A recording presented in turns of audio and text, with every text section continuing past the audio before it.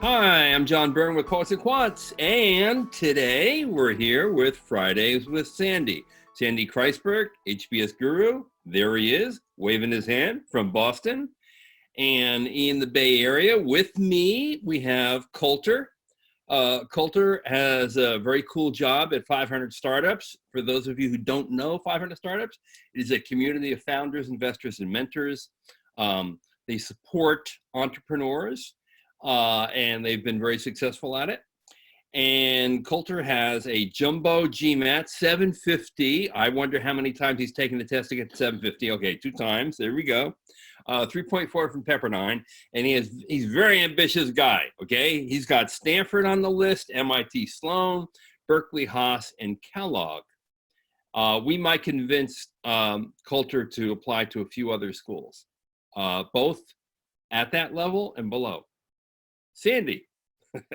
Well, Colter, there's good news and there's other news. The good news is the 750, the fact you're working at 500 Startups, which is an acceptable feeder firm. Has anyone ever applied there to business school from there? Yes. More often they come from business school to our firm. Right.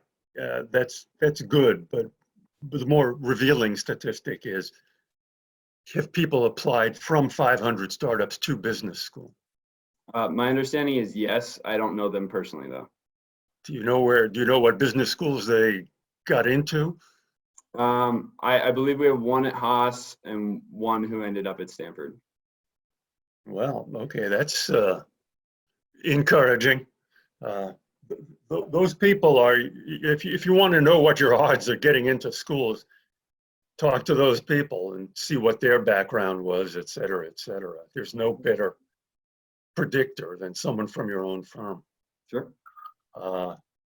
So we've got this 336, probably 34 from Pepperdine, 750 GMAT, yes. You're 30 years old. That's, I'm going to call that the high side of normal. That's a nice way of saying that. And I understand that. Boy, I wish I was 30 again. And you've got some powerful extras that you left off your resume. One about dealing with carbon neutrality. What could you tell that to us? Sure. So I've been part of a group here in the Bay Area for about a year and a half, and it's been through different iterations. But right now we're launching a conference focused on the future of carbon removal.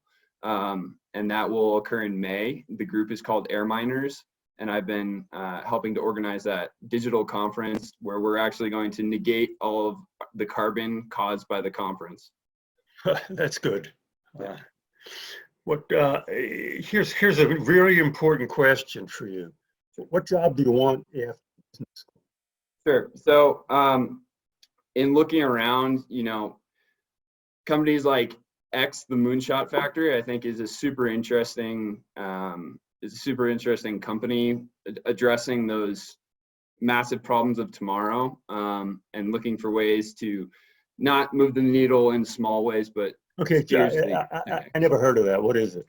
It's a spinoff from Google, where they're tackling moonshot projects. Yeah. By moonshot, you mean large and hard and yes, intractable problems of tomorrow. Their head of strategy used to be a Michigan Ross MBA. Okay. Yeah, I've seen in looking at their current employees, I noticed that there's. Let me ask you this: why can't you join them now? So from my experience, I've had difficulty, I think, contextualizing the startup experience I've had and moving it towards management. And so my thought is that by going and getting an MBA, all the work experience that I've gathered to this point will be contextualized and given a formal education as a backing that I can then apply to move towards management and leadership. Yeah, that's true in general, but you could save yourself 2 years and $1 million if you could just get that job now. How hard have you tried? You see, you're not. Those are hard jobs to get. Okay, I believe you. I just want to go through it. Yeah, you're not a startup guy. The way you should present yourself is as a guy who works for for 500 startups, which is different. That's not a startup company, ironically. That's an established company, right? Yes. So you should present yourself as a guy working there who wants to transition into kind of management. Even though Colter has done startups before? Let me tell you a dirty little secret about business school and startups, John. What am I about to say? You're going to say admissions people don't understand them and Don't trust them. under index them because they under don't index know what they're really getting. That's They're how you not get highly selective screen. that's not a screen. Perfect. That's why you get the big bucks. Their startup experience is under indexed because they don't view it as going through a selection process, except the Darwinian process. A natural Darwinian process. Something else admissions offices don't believe in because they're competitors. Okay. Admissions officers like to say, we're the people who select people, not reality and Darwin. Okay. So that's just a complicated way of saying admissions offices under index startups. Or if you don't have VC funding, it's could be a negative even. Yeah, they're skeptical. Also, anybody can say they want to do a startup, and people won't laugh. Yeah, absolutely. Well, and that's part of the thought too, is that, in my startup experience, I've been with 3-4 companies that I've watched either fail or reach a point where I knew that they weren't going to be successful in the long term. And so for my career advancement, I had to move on to the next thing. For me, the thought is that an MBA, even at 30, or maybe especially at 30, now I have a context of having worked and seen these companies both succeed and fail. Yeah, that's great. Yeah, if you capture that in the essay, they'll go for that, although it'd be a nifty piece of work. But the real question is it just organizes everything. What job do you want after business? Sure, I would love to be a product lead or product strategy manager at something like X, the Moonshot Factory. Yeah. Name 3 other companies you'd like to work for. Patagonia. Useful exercise. Yeah. Sure. Patagonia, their Tin Shed Ventures is essentially a corporate venture capital arm that focuses on sustainable projects within consumer goods. And some of the others that might be more in the startup space are ones that trying to change the carbon economy, whether it be Pachama or Regen Network, even something like Urban Innovation Fund that's focusing on how to address. Yeah, okay, so you're well connected into that whole do-gooder, feel good startup ecosystem. Brand. What's that? The startup ecosystem for positive stuff. Social. Yeah, the startup ecosystem. And you're in a place where you are networking with a lot of great people. Frankly, I hope you're using this opportunity to really develop a good network of your own at 500 startups. Yeah. So one thing we were discussing, I want to tell everyone before we went on this call, was a lack of clarity in the different jobs that Colter has had throughout his career. And Sandy was counseling him as to how to, shortcut and make clear all the different jobs that he had on his resume and how, and probably what he learned from them or what he actually did. Is that right, Sandy? And how important is it? Yeah, well, if you've had 4 jobs, you're older, you've had, is that right? The count is right, you've had 4 jobs. Yeah. Yeah, you've got to be able to show some kind of organizational, you have to organize that in some way. It could be just, different, at the widest and most capacious way of organizing it would be to say, I was interested in jobs where I could have, an impactful outcome at, developing, companies that I liked. Yeah. Yeah, absolutely. That's the truth. Yeah, you need that umbrella statement, and then you need to link each of those things right to that statement. But because then people understand it totally. Yeah, that's a small issue you've got to cover. The way you're going to score And the way you're going to succeed is by just explaining 500 startups, what you do there. You've been there for 18 months. That's long enough to make it into a real platform to business school, platform to your goals. I would have that cover in terms of real estate. Well, it kind of covers half of the professional experience part of your resume, but I'd make it a lot more clear. What the company does, what you do, yada, yada, yada. Okay, so let's say all that happens. Drum roll, please, okay? Yeah. I don't think you're getting into Stanford. There's a lot here that they'd like, but there's just too much static and there's no way to clarify it. Sure. What do you think, John? I think Stanford is going to be hard because of 3.4 in Pepperdine. You know, it's a very elitist place, frankly. That doesn't mean I don't want to discourage you from applying because you never know what can happen. Things are so random. But I think that they would look for a more linear work history. Sure. Also look for a fewer. Here's an interesting question: how many first-year Stanford students have had, arrived with having had 4 jobs? What do you think, John? It's not 0, but what do you think? It's really low. Yeah. Most have 2. Yeah. Most have 2. Right. And they have 2 highly recognizable places. Yeah, 2 jobs at Stanford. I looked at the class of 2020 at Stanford. There is 1 Pepperdine undergrad in the class. Yep. Political science major, for what it's worth. We overlapped at Pepperdine as well. Ah, okay. There you go. You know him. Good.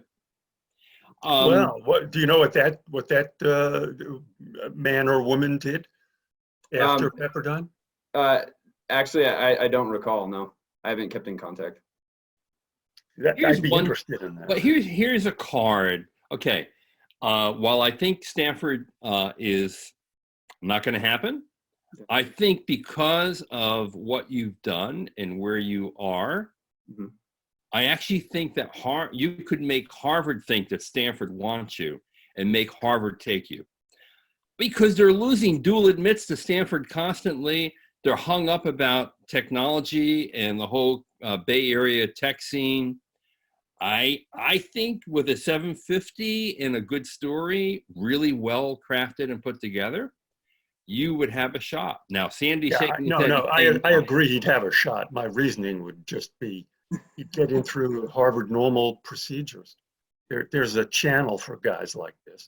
And now, could I address one item of consistency, part of what's drew me to Pepperdine and what draws me to potentially apply to Stanford? So at Pepperdine, the mission is to shape students for lives of purpose, service, and leadership. At Stanford is to change lives, change organizations, change the world. And to me, there feels like a strong continuity between those 2 missions. And additionally, with Stanford's size, its focus on social innovation, social impact, that's part of, honestly, what calls me to Stanford more than its ranking or anything else like that. Yeah. Does that have any bite? Let me earn my salary for this session by interjecting my usual worldly wisdom and cynicism. Yeah, Stanford, they don't care. I mean, they care about that in some very general way. Okay. It quickly disappears, and it's just a matter of going through the numbers and the jobs. Okay. I don't think you're getting into Stanford, even though you're congruent with their goals in the widest sense. And the other problem, obviously, 94% of the people who apply get rejected. It's a self-selecting pool, and the people who are doing are. Okay, let's move on. Okay, okay, good. Harvard is where you've got a chance, but they would take you the regular way. They'd say they would just look at this in a positive way, and they'd say, okay, we've got an older guy, 750 GMAT, that corrects the lower GPA. In other words, he's smart. He could do the work here, and this guy could add a lot to the class. He's got a West Coast experience. He's worked with startups. It's a hot topic. He's worth taking a chance on. So that's the case. And they've got 930 seats to fill. Exactly. not Right. 435. Absolutely. Yeah. So, I mean, I think your chances there are at Harvard are kind of 20%, but you know, I don't think it's 4%. I don't think it's 5%. Okay. I Yeah. think, So you're I saying think it's almost lots double of, their admit rate at 20, because they're at 12, almost double their admit rate for Colter. yeah, because of the 750 Pleasant surprise. and what he could add to the class. Wharton, what other schools are you interested in? Okay, let's, MIT, Kellogg, and Berkeley. MIT is the same thing. There's a lot to like about you and a lot that they'd be wary of. I don't think, I think your odds are, it's worth applying. They might really go for you. Yeah. But when push comes to shove, they're more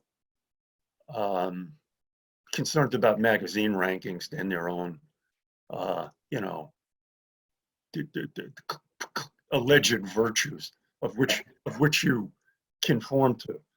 This is from a former employee at Sloan.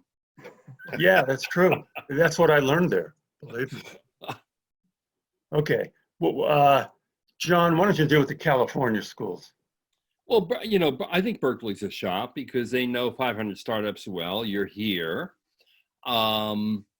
It's, you know, again, it's small, highly selective program, so you're battling some odds.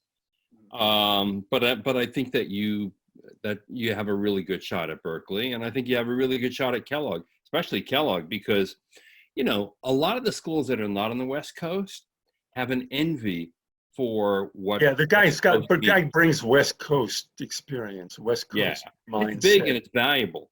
The Yeah, other thing they know is you'll probably go back and they want you as an alum in the Bay Area as a player. If you can convince them that you're going to be a player, that's really important. And that's why I'm talking about developing that network. What's a good safety school before for you leave? Colter?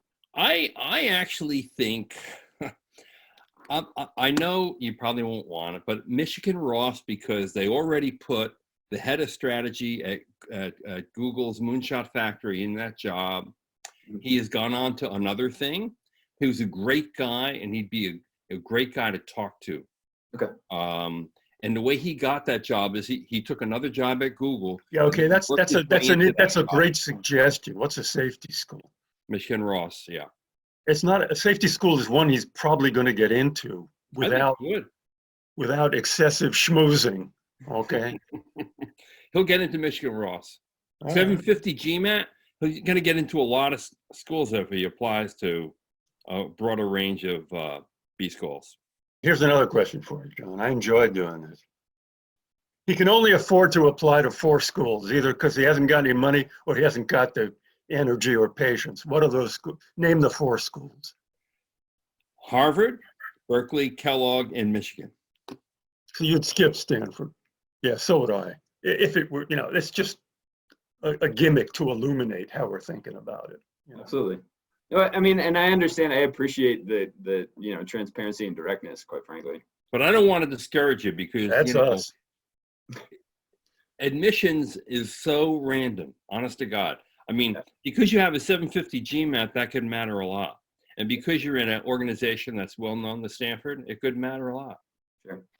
Yeah, I don't think you could dissuade me from applying to Stanford, but going into it, knowing that I'm going to have a low percentage, that makes me feel okay. I'm going to give it everything I got. If you've got a history of helping victims or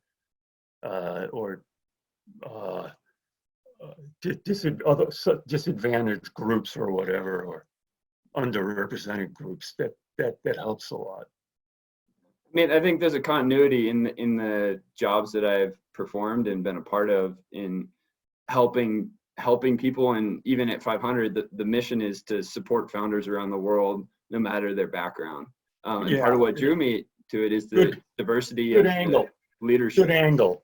And if you could write a Stanford essay saying, what matters to me are helping people like A, B, and C, like I did at 500 startups. And if A, B, and C are powerful Stanford stories, i.e. underrepresented groups, and you help them, that's that's a very strong way to present yourself to. Yeah, that's really true. That gets you, and that gets close to the X factor. Yeah. Yeah, that's unfortunately it might be the Y factor. Okay, we got it. All right. There you Hey, go. look, and if you go to a slightly under, Yeah. lower ranked school, you could get a lot more scholarship money with a 750 GMAT. That's a choice you have to make. And look, you can go to UT Austin, great startup culture area, and hell, maybe they give you a full scholarship. So that's up to you. You can go into debt or, make it a little easier, but then you don't get the prestige of Stanford or Sloan, Berkeley, Kellogg, Harvard, right? Well, and I think something that I've been focusing on in picking these schools to target is the community that comes out of it, because community is incredibly important to me. Totally. And the places that I'm most likely to end up are California or back where I grew up in Massachusetts, which is part of why I've gravitated towards those schools. Now, I know they're also more difficult schools to get into, but that's something I'm trying to wrestle with. So, Kellogg has a term in the Bay Area, and they rely heavily on their alumni in the Bay Area to support that term through experiential learning and even through coming and teaching in the class. You should get to know a few of those people before you apply to Kellogg. Hey, so great. Good luck to you. We want to hear how you did. Apply to Stanford. We want to see if we're wrong. Okay. And if you prove us wrong, we're going to be happier than you can ever imagine. Yeah, I'll be happy.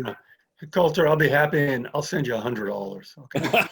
There you go. Okay. I'll hold you to it. Sandy's never said that. All right. Happy to pay. Gentlemen, thank you so much. It's been a privilege and a pleasure. I really appreciate your time. Thank you. Pleasure is all ours. Good luck to you. Okay. Thank you. And for all of you out there, stay safe. This is John Byrne with Poets and Quants with Sandy Kreisberg in Boston. We'll see you next week. Shalom.